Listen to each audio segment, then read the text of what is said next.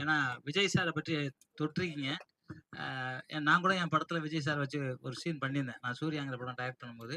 அதே மாரி வந்து நிச்சயமா அவர் ஒரு நல்ல மனிதர். விஜய் சார் வந்து நான் வந்து சின்ன குழந்தையில சட்டம் ஒரு இருட்டர்லேருந்து தெரியும். பார்த்துட்டே இருக்கேன். யாருக்கும் கெடுதல் பண்ணுங்கிற எண்ணம் அவர் கிடையாது. நல்லது பண்ணுங்கிற எண்ணம் மட்டும் இருக்கும். அதனால அந்த எண்ணம் இருக்கிறதுனால இந்த படத்துல நீங்க அவர சேர்த்துக்க நிச்சயமா அந்த படம் வெற்றி பெறும். வெற்றி பெறணும் அப்படிங்கிறத நான் நினைக்கிறேன். ஆ ஹீரோ நல்லா நடிச்சிருக்காரு. ரொம்ப அழகா நடிச்சிருக்காரு. ஒரு மூவ்மெண்ட்ஸ்லாம் நல்லா பண்ணியிருக்காரு. அவரு பிரமாதமா ஐசக் சாரும் ரொம்ப பிரமாதமா நடிச்சிருக்காரு.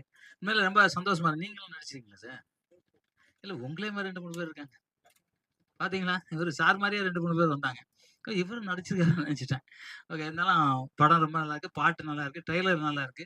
அதுல ஒர்க் பண்ண அத்தன தொழில்நுட்ப கலைஞர்களும் நல்லா ஒர்க் பண்ணியிருக்காங்க.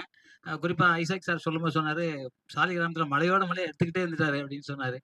உண்மையில அதான் டைரக்டர். எதா இருந்தாலும் சரி உடனே புடிச்சு படத்த முடிச்சிரணும் அப்படின்னு நெனச்சிருக்காருல்ல. இங்க என்ன நடக்குதுன்னு புரியுதா? நம்ம தளபதியே தமிழனின் நெஞ்சுக்குள்ள தளபதிதான், அச்சப்பட்டு நின்னதில்ல வரி புலிதான், 8 கோடி மக்களுக்கு தலைமகன் தான்.